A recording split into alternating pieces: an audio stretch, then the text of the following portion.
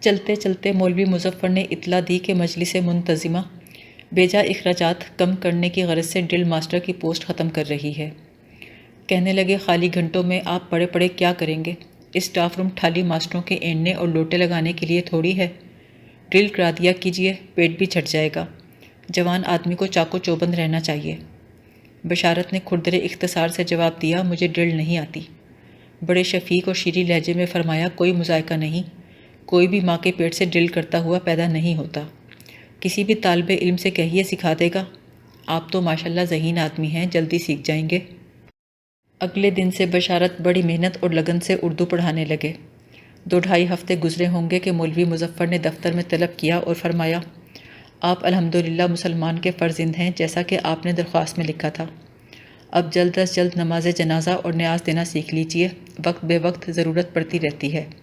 نماز جنازہ تو کورس میں بھی ہے۔ بات یہ ہے کہ دینیات کے ٹیچر کی بیوی پر 12 بنکی میں جن دوبارہ سوار ہو گیا ہے۔ اماوس کی راتوں میں چارپائی الٹ دیتا ہے۔ وہ اسے اتروانے 12 بنکی جا رہا ہے۔ اس کی جگہ آپ کو کام کرنا ہوگا۔ ظاہر ہے اس حرام خور کے عویز آسمان سے فرشتے تو اترنے سے رہے۔ 3-4 دن کا بھلاوا دے کر مولوی مظفر نے پھر بلایا، برخوردار آپ اتوار کو کیا کرتے رہتے ہیں؟ بشارت نے جواب دیا، کچھ نہیں۔ فرمایا، تو یوں کہیے فقط سانس لیتے رہتے ہیں۔ یہ بڑی معیوب بات ہے۔ جوان آدمی کو ہاتھ پہ ہاتھ دھرے بیکار نہیں بیٹھنا چاہیے۔ سر اقبال نے فرمایا ہے، کبھی اے نوجواں مسلم تدبر بھی کیا تو نے؟ جمعے کو اسکول کی چھٹی جلدی ہو جاتی ہے۔ بعد نماز جمعہ یتیم خانے کی خط و کتابت دیکھ لیا کیجیے۔ آپ تو گھر ہی کے آدمی ہیں، آپ سے کیا پردہ؟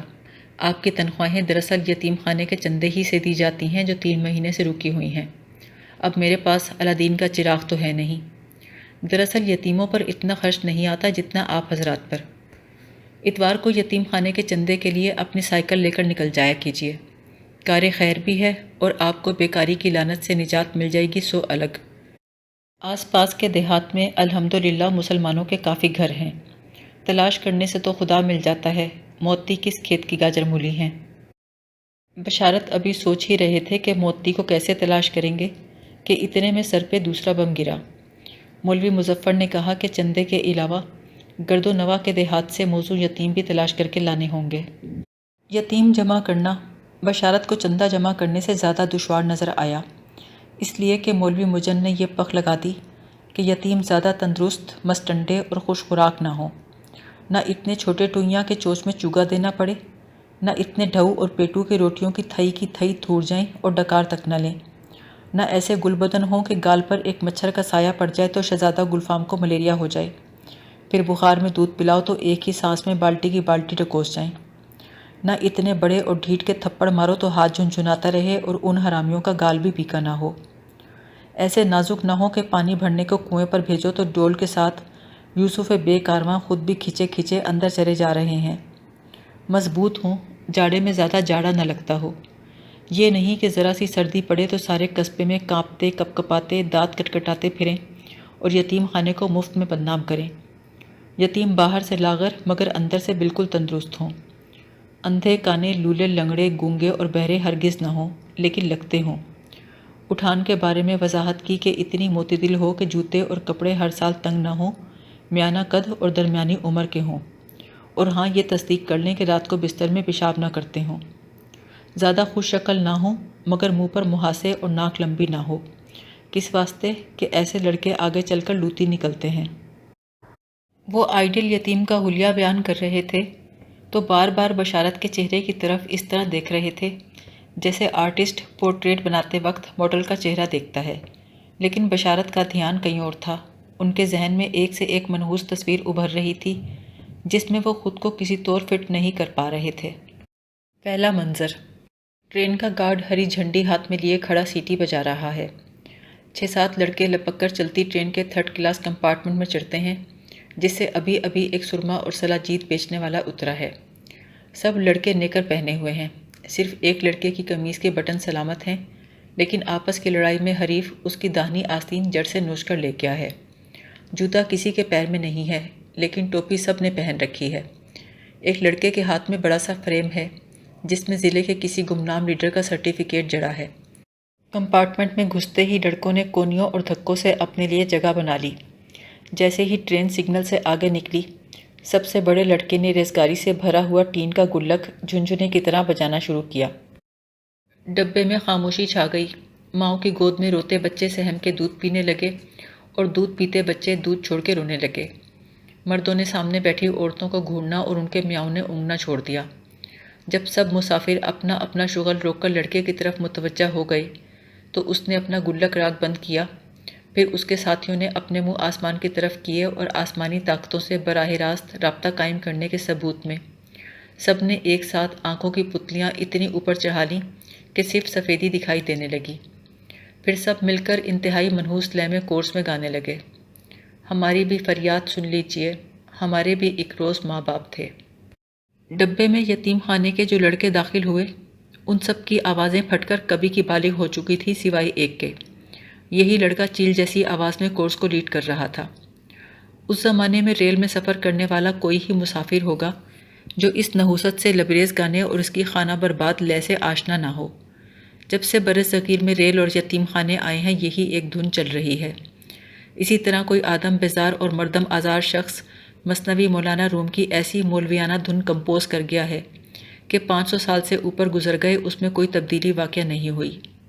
شعر کو اس طرح ناک سے گا کر صرف وہی پڑھ سکتا ہے جو گانے کو واقعی حرام سمجھ کر گاتا ہو۔ اگر کسی شخص کو تصوف، مولوی، فارسی اور گانے چاروں سے بیک وقت متنفر کرنا ہو تو مثنوی کے 2 شعر اسی دھن میں سنوا دیجیے۔ دوسرا منظر: یتیم خانے کا بینڈ بج رہا ہے۔ آگے آگے سر کو دائیں بائیں ہلاتا بینڈ ماسٹر اس طرح پیٹ نکال کے چل رہا ہے جیسے پہلوان، فوج کے جوان اور بے کہی لڑکیاں سینہ نکال کر چلتی ہیں۔ کچھ کے ہاتھ میں پیپل کے بھوپو نما باجے ہیں جو جلیبی کی طرح پیچ و تاب کھا کے بالآخر بڑی آنت کی شکل میں اختتام پذیر ہوتے ہیں۔ لڑکوں نے باجوں کی ٹوٹی ہونٹوں سے لگا رکھی ہے، لیکن انہیں پھونکنے کا ان میں دم درود کہاں، لہٰذا بیشتر وقت ڈھول اور بانسری ہی بجتی رہتی ہے۔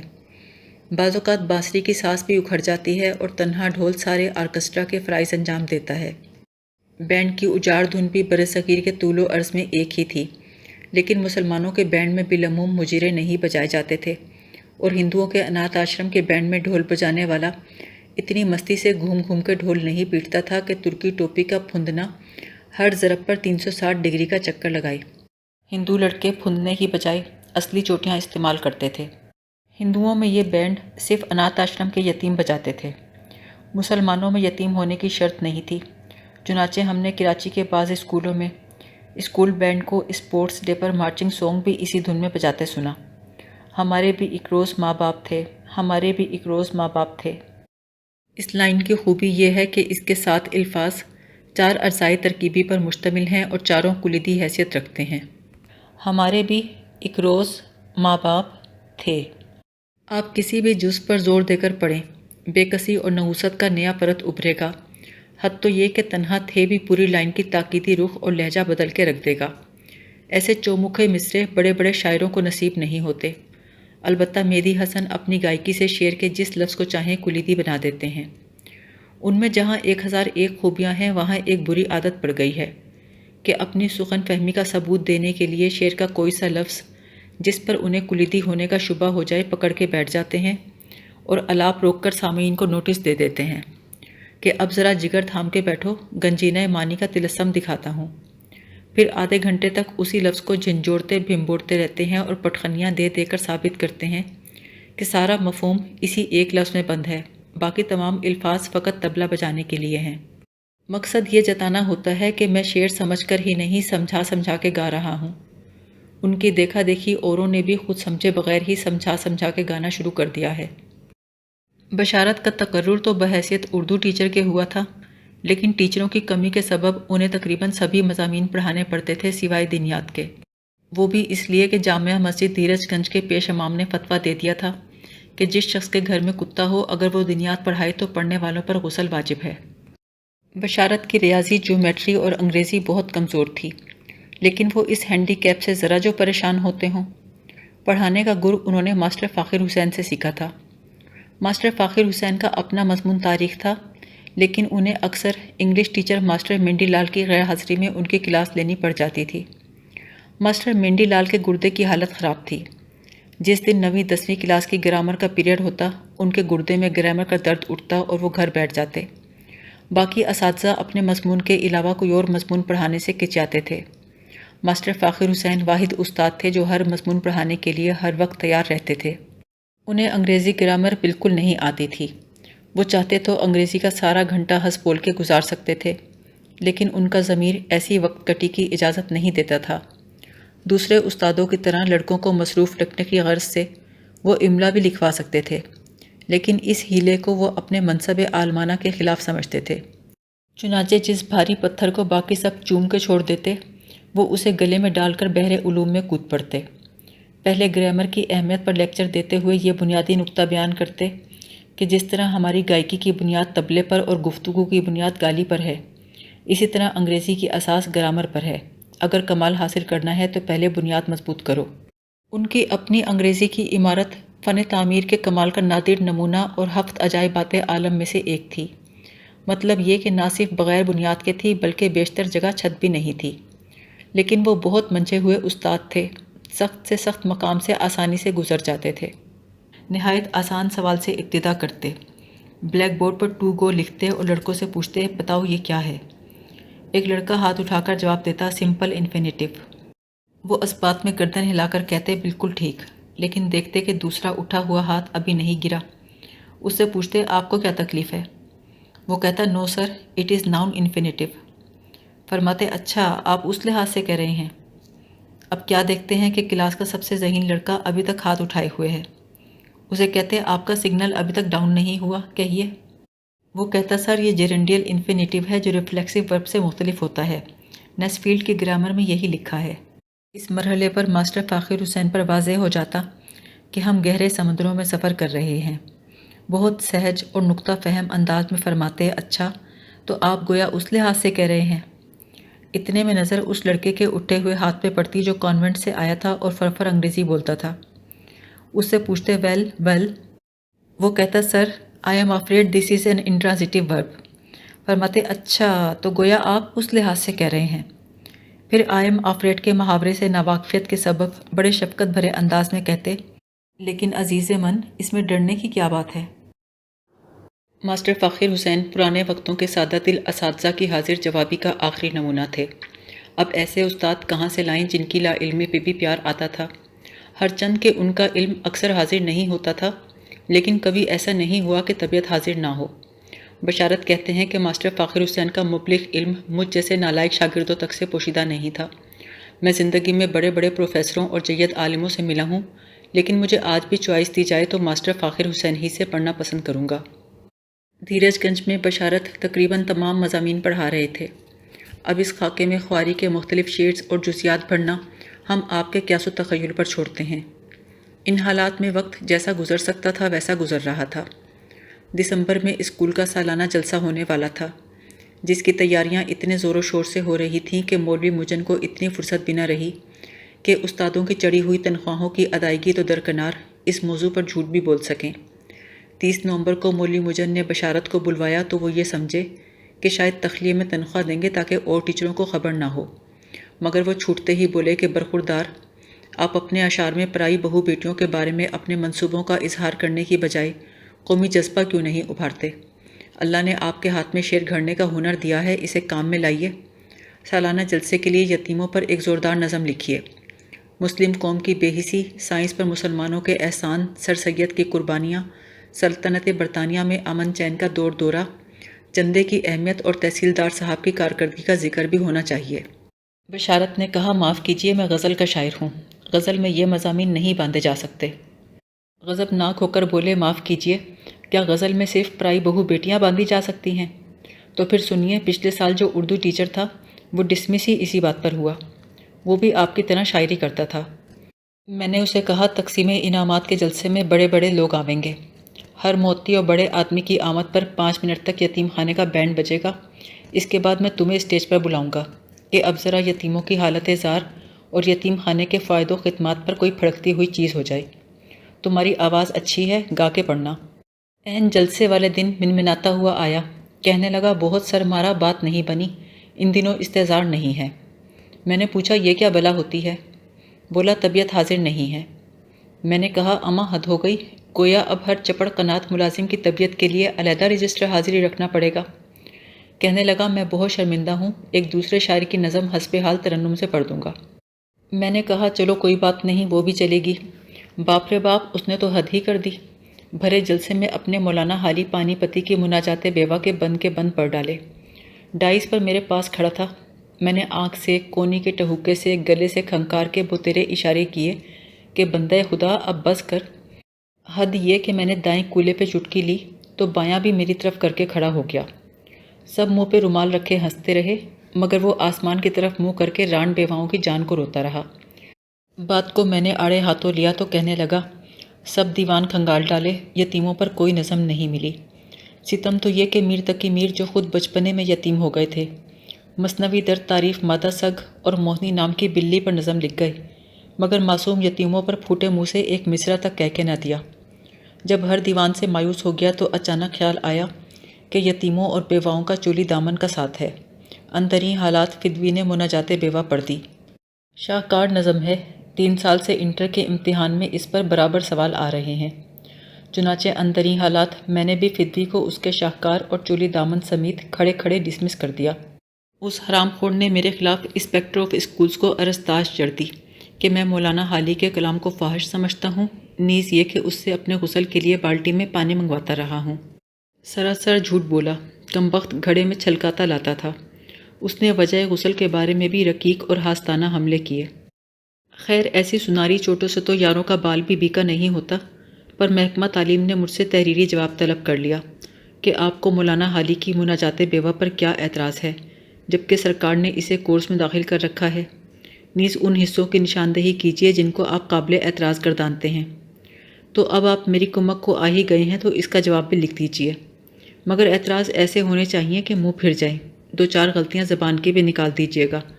آخر کو مولانا حالی پانی پت کے تھے، پانی پت پر نہیں جاتا، میرے گھر میں بھی وہیں کی ہیں، ان سے گفتگو کر کے آپ پر مولانا حالی کی زبان دانی کا سارا بھرم کھل جائے گا۔ مولوی مظفر کی خامیاں بالکل آشکارا مگر خوبیاں نگاہوں سے پوشیدہ تھیں۔ وہ بشارت کے اندازے اور اندیشے سے کہیں زیادہ ذہین اور کائیاں نکلے، ایسے ٹھوٹ جاہل نہیں تھے جیسے کہ ان کے دشمنوں نے مشہور کر رکھا تھا۔ بہت جہاں دیدہ، مزاج شناس اور سخت گیر آدمی تھے۔ عقد ثانی کے علاوہ کوئی اور کبیرہ بد پرہیزی ان سے منسوب نہیں تھی۔ کانوں اور کول کے کچے مگر دھن کے پکے تھے۔ یہ انہی کا حوصلہ تھا کہ 10-12 سال سے وسائل کے بغیر اسکول چلا رہے تھے۔ اسے چلانے کے لیے ان کے ضابطۂ اخلاق میں ہر قسم کی دھاندلی روا تھی۔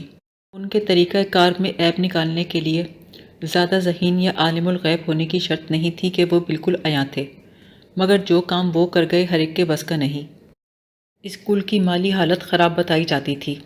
ماسٹروں سے آئے دن درد مندانہ اپیل کی جاتی کہ دل کھول کر چندہ اور عطیات دیں تاکہ آپ کو تنخواہیں دی جا سکیں۔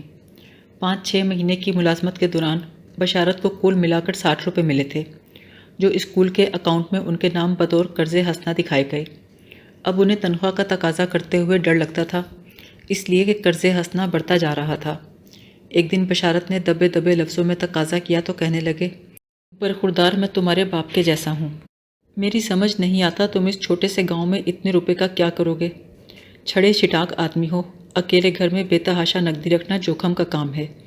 مجھے تو رات کو تمہاری طرف سے ڈر ہی لگا رہتا ہے، یہاں سلطانہ ڈاکو نے تباہی مچا رکھی ہے۔